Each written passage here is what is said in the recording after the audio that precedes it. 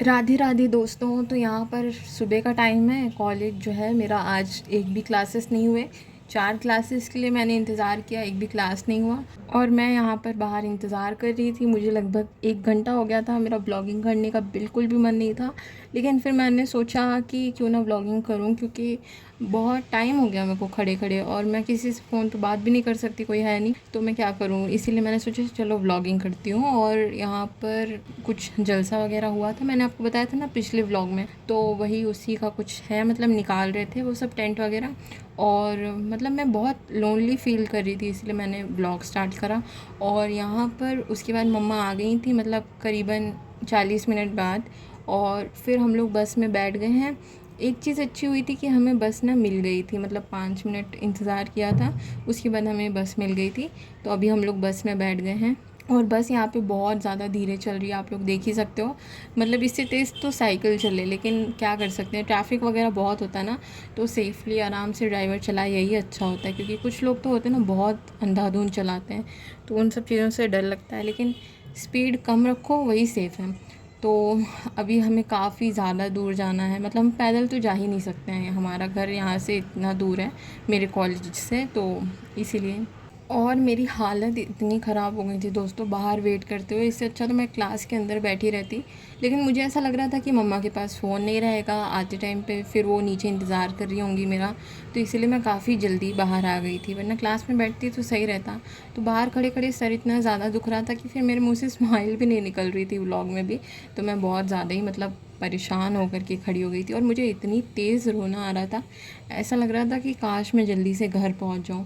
और बस में भी सर दुख रहा था, लेकिन फिर भी एक राहत थी कि अब मतलब पहुंच जाऊंगी घर। लेकिन दोस्तों एक बात ये भी है कि जैसे कि हम रोज़ ट्रैवल करते हैं, आप लोग भी करते होंगे, बहुत लोग दूर जाते होंगे काम के लिए या फिर पढ़ाई के लिए, किसी भी चीज़ के लिए।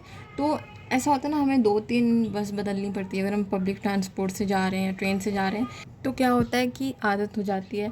लेकिन वही चीज़ जब हम अच्छा फ़ील नहीं कर रहे होते हैं, तो बहुत मतलब सर पे बोझ की तरह हो जाता है। ऐसा लगता है कि मतलब अभी हमें इतनी बस और पकड़नी पड़ेंगी, तब जाके हम लोग घर पहुँचेंगे।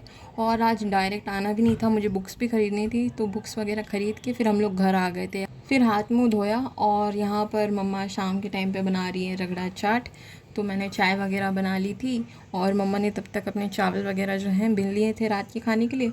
तो यहाँ पर ये जो मटरा होता है ना, मटर जिसको बोलते हैं, ये तब तक उबल गया था, बढ़िया तरीके से उबाला जाता है इसको, तो ये यहाँ पे उबल गया है। तो अब यहाँ पर हमारी रगड़ा चाट जो है बन रही है। बहुत सारे इंग्रेडिएंट जो हैं हमारे पास नहीं हैं, जैसे कि दही नहीं है, खट्टी वाली चटनी जो होती है ना इमली की, वो है, मतलब खट्टी मीठी। और पुदीने वाली जो चटनी होती है धनिया पुदीने की, वो नहीं है। सेव नहीं है।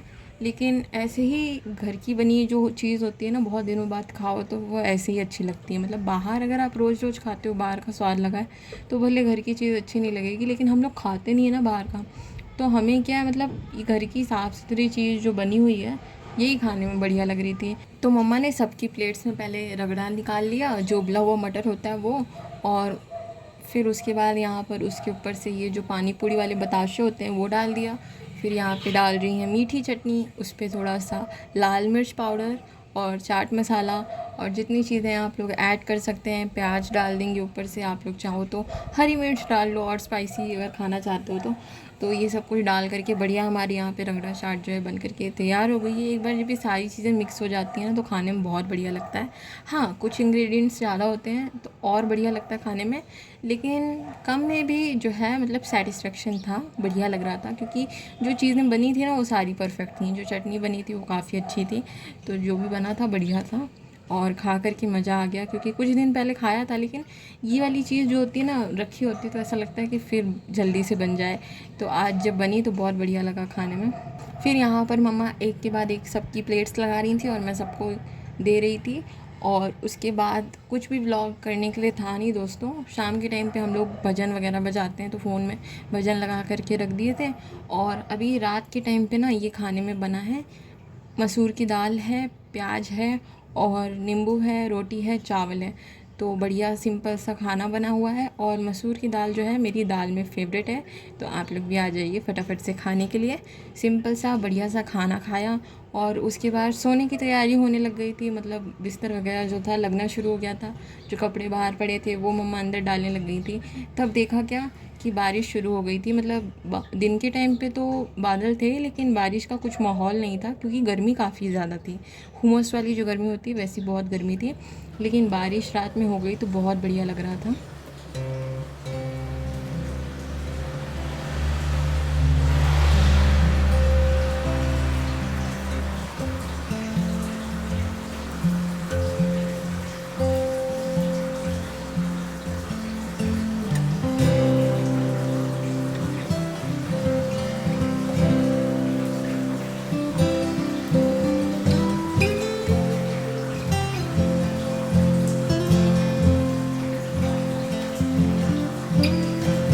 और दोस्तों जब रात भर बारिश होती है ना तब बहुत ज़्यादा मज़ा आता है। मतलब इतना सुकून मिलता है ना कि बाहर बारिश हो रही है और अंदर हम लोग चादर ओढ़ करके सोते हैं। तो वो चीज़ जो होती है ना, वो गर्माहट जो होती है वो बहुत ज़्यादा सुकूनदायक होती है। तो इस सुकून भरी बारिश के साथ आप सभी से लेते हैं विदा और मिलते हैं आप सभी से अगले व्लॉग में। अगर आपको वीडियो पसंद आया है तो लाइक शेयर कमेंट कर दीजिए। पहली बार आए हैं चैनल पर तो कर लीजिएगा चैनल को subscribe. Thanks for watching. Her her Mahadev.